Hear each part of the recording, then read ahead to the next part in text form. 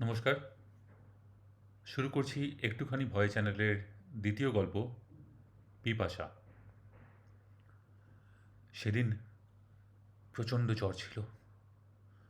প্রায় 103, 104 মতো তো হবে। দুকামরার ফ্ল্যাটে আমি একা শুয়ে একটি ঘরে। বিকেল গড়িয়ে সন্ধে নেমেছে। অথচ অথচ উঠে গিয়ে ঘরের আলো যে জ্বালব, সেই শক্তিটুকু পর্যন্ত নেই। জানলা দিয়ে দিন শেষের ফিকে আলোটা একসময় মিলিয়ে গেল। সবকটা ঘরে নেমে এলো নিশ্ছিদ্র অন্ধকার। দূরের বড় রাস্তা থেকে বাস চলার মৃদু আওয়াজ ভেসে আসছে শুধু। আর কোথাও কোনো আওয়াজ নেই। জ্বরের সঙ্গে দুপুর থেকে চলছে শুকনো কাশি। কাশতে কাশতে গলা শুকিয়ে কাঠ হয়ে গেছে। বিছানার পাশে রাখা জলের বোতলটাও শেষ হয়ে গেছে অনেক আগেই। দুর্বল মনে মনে হচ্ছে, যদি সঙ্গে সঙ্গে কেউ একজন থাকতো, তাকে বলতাম একটু জল এনে মুখে ঢেলে দিতে। আর কোনো কিছুর আকাঙ্ক্ষা আমার নেই আপাতত। শুধু শুধু দুঢোক জল যদি কেউ মুখে ঢেলে দিতে পারত। 7 বছর পর ফ্ল্যাটটা কেনার সময় দালাল বলেছিল বটে যে এই ফ্ল্যাট ভূতের জন্য কুখ্যাত। আমি গা করিনি। ভূতের ভয় হচ্ছে রবিবারে ভাত ঘুমের মতো। যারা সুখী তাদের শোভা পায়। আমাদের মতো মানুষদের ভূতের ভয় নিয়ে মাথা ঘামালে চলে না। আমি কথাটায় কোনো আমল দিইনি। শুধু জিজ্ঞেস করেছিলাম, তা ভুতুড়ে যখন ভাড়াটা একটু কম নিলে হয় না? দালাল আমায়িক হেসে বলেছিল, না স্যার, ওইটে হয় না। বোঝেনি তো যা ডিমান্ড। ভূতের বাড়ি তাই পেয়ে গেলেন। এমনিই তো দেখলেন একটা বাড়িও খালি পড়ে নেই। ফ্ল্যাটটায় আসার কিছুদিনের মধ্যে আমি বিল্ডিংয়ের লোকদের কাছে খোঁজ নিয়েছিলাম আমি যে ঘরটা ভাড়া নিয়েছি তাতে কোনো গোলমাল আছে কিনা। একজন বললেন, না গন্ডগোল সেরকম কিছু না। ওই বাড়িটায় একজন মারা গেছিলেন, জানেন নিশ্চয়ই। খুব ভালো লোক ছিলেন, আমাদের সাথে খুব মেলামেশা করতেন। তবে একা মানুষ থাকতেন তো। একবার ভাইরাল ধরিয়ে ভুগতে ভুগতে মারা গেলেন। ঘরেই মরে পড়েছিল। আমরা তো জানতামই না। দিন তিনেক পর পচা গন্ধ পেয়ে প্রথমে ডাকাডাকি করি আমরা। তারপর সন্দেহ হয় পুলিশে খোঁজ দিই। পুলিশ এসে দরজা ভেঙে দেখলো বেচারা শোয়ার ঘরে মরে কাঠ হয়ে পড়ে আছে। মুখটা হাঁ করা, একটা হাত দরজার দিকে বাড়ানো, বিছনা আর ঘরের দরজার মাঝে মাটিতে পড়ে আছে। উরি বাবা, সে এক বীভৎস দৃশ্য। আমরা তো দেখে সপ্তাহখানেক রাতে ঘুম হয়নি ভয়ে। এই ঘটনা বাদে আর সেরকম কিছু গন্ডগোল শোনা গেল না। কেউ কাউকে দেখেনি রাতের আঁধারে, কেউ কোনো অস্বাভাবিক আওয়াজ শোনেনি। আমি এই নিয়ে আর কোনো জিজ্ঞাসাবাদ করলাম না। নিজেও এই নিয়ে আর ভাবলাম না।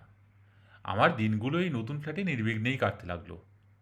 কিন্তু আপাত স্বাভাবিকের মধ্যেও যে খুব ক্ষীণ কিছু অস্বাভাবিক ঘটছিল, সেটা বুঝতে আমার আরও কিছুদিন সময় লেগে গেল। ঘটনাটা প্রথম আবিষ্কার করলাম যেদিন আমাদের অ্যাপার্টমেন্টের জলের পাম্প খারাপ হয়ে গেল। সারাদিন ট্যাঙ্কে জল উঠল না। বাকি পরিবারের লোকজন নিজেদের রাত চলার মতো জলের ব্যবস্থা করে নিয়েছিল। কিন্তু আমি ছিলাম অফিসে, বাড়িতেও থাকি একা। তাই যখন ফ্ল্যাটে ফিরে দেখলাম এই অবস্থা, তখন পড়লাম মহা মুশকিলে। বাথরুমের বালতিতে কিছুটা জল ছিল বটে, তাতে হাত মুখ ধোয়া গেলেও খাওয়ার জল ছিল সর্বসাকুল্যে 1 বোতল। সকালে জল লাগতে পারে ভেবে আমি নিজের ফ্ল্যাট থেকে আরেক বোতল জল নিয়ে আনলাম। রাতে যখন শুতে গেলাম, তখন একটা বোতল জল পুরো শেষ। নিচের থেকে নিয়ে আসা বোতলটাও তখন অবশিষ্ট আছে। সেটা রেখে দিলাম বাইরের ঘরে, আমার ছোট ডাইনিং টেবিলের একপাশে। আমার বরাবরই এক ঘুমে রাত কাবার হওয়ার অভ্যেস। সকালে উঠেই তাই প্রচণ্ড পিপাসা পায়। এই দিনও আমি ঘুম থেকে উঠে আড়মোড়া ভেঙে বাইরের ঘরে গেলাম জল খেতে। গিয়ে খানিক অবাক হলাম। বোতল যথাস্থানে আছে ঠিকই, কিন্তু জল তাতে তলানিতে গিয়ে ঠেকেছে। এরকম তো হওয়ার কথা নয়। আমার স্পষ্ট মনে আছে যে আমি পুরো 1 বোতল ভর্তি জল রেখে শুয়েছিলাম, আর রাতে যে আমি উঠে খাইনি এ ব্যাপারে আমি নিশ্চিত। এই নিয়ে আর বেশি না ভেবে আমি গায়ে একটা শার্ট গলিয়ে বেরিয়ে গেলাম মোড়ের দোকান থেকে চা জলখাবার খেয়ে আসার জন্য। খেয়ে তৈরি হয়ে বেরোনোর সময় বিল্ডিংয়ের সেক্রেটারির সাথে দেখা। আমি জিজ্ঞেস করলাম, তা দাদা, পাম্পের কি খবর? আজ ঠিক হবে? তিনি মাথা নেড়ে বললেন, বলা মুশকিল রে ভাই। ভালো বউ আর ভালো মিস্ত্রি আজকাল পাওয়া যায় না, বুঝলে না? একজন আসবে বলেছে, দেখি তার কি মতি হয়। আমি আচ্ছা বলে এগিয়ে যাচ্ছিলাম। উনি পেছন থেকে ডেকে বললেন, এই যে ভাই, ফেরার সময় খাওয়ার জল কয়েক বোতল কিনে এনো, আমরা সবাই তাই আনছি। আমি আবারও আচ্ছা বলে রওনা দিলাম। মনে মনে নিজেকে দুবার বললাম, জলের বোতল কিনে ফিরতে হবে, জলের বোতল। কিন্তু জলের বোতল কিনে ফিরতে ভুলে গেলাম। মনে পড়ল যখন ঘরে ঢুকে কল খুলছি হাত মুখ ধোয়ার জন্য। ভুল বুঝতে পেরেই মাথায় হাত। আমি সঙ্গে সঙ্গে আবার বেরিয়ে পড়লাম, যদি পাড়ার কোনো দোকানে জলের বোতল পাওয়া যায়। কিন্তু বড় রাস্তা অবধি হেঁটে গিয়েও কোনো দোকানে জলের বোতল পেলাম না। ঘরে ফেরার একটু আগে কাচুমাচু মুখ করে নিচের ফ্ল্যাটের বেল টিপলাম। দরজা খুললেন ধীরেনদা। খুব গপ্পে লোক। সবার ব্যাপারে এনার ভীষণ আগ্রহ।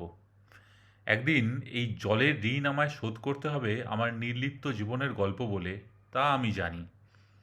আমি আমার সমস্যার কথা বললে উনি বললেন, আরে দেখো কাণ্ড, একা মানুষ থাকো, ভুলে তো যেতেই পারো। একটু জল তাই বলে আমরা তোমায় দেবো না? তা দাঁড়িয়ে কেন? অফিস থেকে এসেছো, একটু চা খেয়ে যাও, এসো। আমি বললাম, আরে না না দাদা, একটু জল শুধু দিলেই হবে, তাহলেই বড় উপকার হয়। ধীরেন্দা এক বোতল জল এনে আমায় দিলেন। আমি থ্যাংক ইউ বলে চলে গেলাম আমার ফ্ল্যাটে। গতকাল তাও ২ বোতল জল ছিল, আজ সম্বল মাত্র এক। পিপাসা থাকা সত্ত্বেও আমি অর্ধেক বোতল জল খেলাম, বাকি অর্ধেক রেখে দিলাম পরের দিন সকালের জন্য। পরের দিন সকালে যখন ঘুম ভাঙল, তখন আমার গলা মরুভূমির বালির মতো শুকনো হয়ে আছে। ঢোক পর্যন্ত গিলতে পারছি না। আমি বিছানা ছেড়ে উঠে তাড়াতাড়ি বাইরে গিয়ে বোতলটা তুলে ঢাকনা খুলে উপুড় করে দিলাম মুখের ওপর। তবে অর্ধেক বোতল জলের জায়গায় পড়ল মোটে কয়েক ফোঁটা। আমি অবাক হয়ে বোতলটা দেখলাম। ফুটো আছে বলে তো মনে হলো না। তাহলে একটা সন্দেহ আমার মনে আসছিল। ঠিক করলাম আজ রাত থেকে সন্দেহটা পরীক্ষা করে দেখতে হবে। সেদিন বাড়ি ফেরার সময় ২ বোতল জল নিয়ে এলাম, তবে এসে দেখলাম পাম্প ঠিক হয়ে গেছে। আমি বাকি জলের বোতলগুলোতে জল ভরে রাখলাম। শোয়ার সময় একটা লাল মার্কার পেন দিয়ে সব কটা বোতলে যে জায়গা অবধি জল আছে সেই জায়গায় একটা চিহ্ন করে দিলাম। তারপর শুয়ে পড়লাম। পরের দিন সকালে উঠে যে বোতলগুলো আমি জল ভরে চিহ্ন এঁকে দিয়েছিলাম সেগুলো একে একে হাতে নিয়ে দেখলাম। ৩ নম্বর বোতলটা দেখলাম জল অর্ধেকের বেশি খালি। এই পরীক্ষাটা আমি পরে আরও কয়েকদিন করেছি। প্রতিবারই সকালে উঠে দেখেছি কোনো না কোনো বোতলের জল হয় অর্ধেক খালি, নয়তো পুরোটা খালি। এই ঘটনাটা ছাড়া আমি আর কোনো ভৌতিক কাণ্ড অনুভব করিনি এই ফ্ল্যাটটাতে। কোনো দিন কাউকে দেখিনি, কোনো দিন কোনো আওয়াজও শুনিনি। শুধু অদৃশ্য ও নিস্তব্ধ এক আগন্তুক রোজ রাতে নিয়ম করে তার পিপাসা নিবারণ করে যায়। কি জানি জীবনের কি পরিহাস, তার পিপাসা যেন আজও মেটেনি। বলা যায় না, হয়তো কোনো দিন মিটবেও না। এই গল্পটাও কেমন লাগলো জানাবেন। আমি নিজের লেখা গল্প পরিবেশন করার চেষ্টা করছি এই চ্যানেলটাতে। ভৌতিক আর ভয়ের গল্প অনেক আছে সেখানে, অনেক ব্ল্যাক ম্যাজিক, অনেক ভূত, তাদের হাত নাড়া, দেখা করা থাকে। আমার গল্পগুলো প্রধানত সাইকো থ্রিলার। আশা করি আপনাদের ভালো লাগবে। যদি ভালো লাগে নিশ্চয়ই অন্যদের সাথে শেয়ার করবেন। শোনার জন্য অসংখ্য ধন্যবাদ।